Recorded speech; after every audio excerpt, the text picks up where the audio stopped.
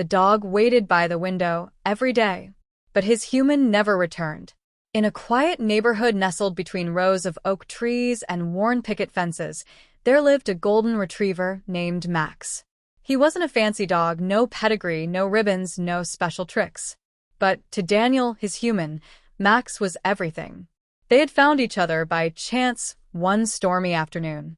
Max had been a trembling stray, soaked to the bone and hiding under a bus stop bench. Daniel, on his way home from work, spotted him and didn't hesitate. He took off his jacket, knelt into the pouring rain, and whispered, "You don't have to be scared anymore." From that day on, they were inseparable. Max followed Daniel everywhere, whether it was early morning jogs, grocery runs, or lazy Sunday afternoons spent curled up on the couch. He wasn't just a dog. He was Daniel's shadow, his comfort, his home. Each morning before Daniel left for work, he would kneel beside Max and say the same words. "Hold the fort for me, okay? I'll be right back." And Max would watch him go, then trot over to the big front window where he could see the street. Every evening, like clockwork, Daniel would return. The moment Max saw him coming down the sidewalk, his tail would wag like a windmill, and he'd bark joyfully, leaping around as if they hadn't seen each other in years. It was their ritual, their silent promise. Then one morning, Daniel left like always, but this time he didn't come back. Max sat at the window that evening, nose pressed against the glass, waiting for the familiar shape to appear. He waited as the sun dipped below the trees, as the streetlights flickered on, as the crickets began their song. But Daniel didn't return. The next morning, Max got up early and ran to the window again, eyes wide with hope. Maybe he had just been late. Maybe today was the day. But it wasn't. Daniel had been in a car accident on his way to work. His sister, Emily, was the one who found out. She came to the house that night with shaking hands and a pale face, and when she opened the door, Max rushed past her, looking, sniffing, searching. When he couldn't find Daniel, he ran to the window and sat. Emily tried to explain, but how do you tell a dog that someone is never coming back? Days passed. Then weeks. Max stopped eating his favorite treats. He ignored his toys. He would only go outside when absolutely necessary, and even then, he kept glancing toward the road. Every day at 6:15 p.m., Daniel's usual return time, he'd take his place at the window, tail still, eyes wide, waiting. The smudges on the glass where his nose touched began to form a permanent haze. Sometimes, Max would hear footsteps on the sidewalk and leap up in excitement. His ears would perk, and he'd whimper, tail starting to wag. But every time, it was someone else. And every time, he'd sit back down a little more quietly than before. The leash still hung by the front door, untouched since that last morning. Max would sometimes sniff it, tilt his head, and lay down beside it.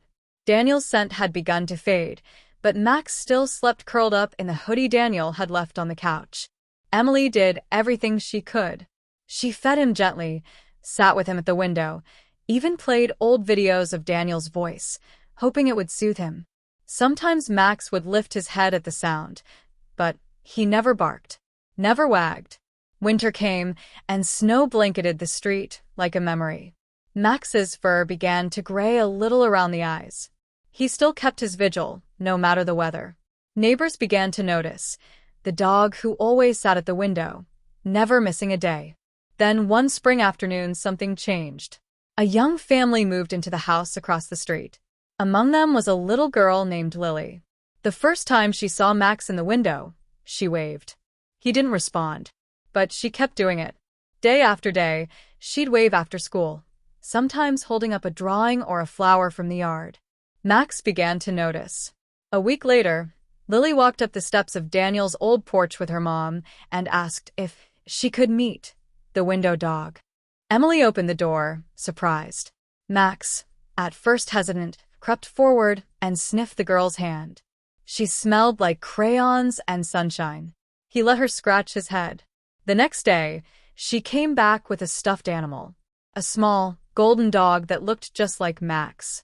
She placed it gently on the porch and whispered, "So he's not alone." That night, Max didn't sit at the window. Instead, He lay beside the stuffed toy on Daniel's old hoodie. Emily watched quietly, wiping a tear from her eye. Over the following weeks, Lily became part of Max's life. She read him stories on the porch, brushed his fur, and sat with him during his window time. Slowly, Max began to change. He started eating more. He greeted Emily at the door. His eyes, though still sad, softened with something like peace. But every evening at 6:15, Max would still walk to the window and sit. He didn't leap up anymore. He didn't bark. He just watched. Quiet. Patient. One evening, Lily curled up beside him and asked, "Do you still miss him?" Max didn't move, but his head gently rested against her lap, and a soft sigh escaped his chest. The leash still hung by the door. The hoodie stayed on the couch. The window bore the gentle imprint of months, maybe years, of hope. Max never stopped waiting. But somehow, in his quiet heart, he made room for something new. Not a replacement, not a forgetting, but a soft, second chance at love.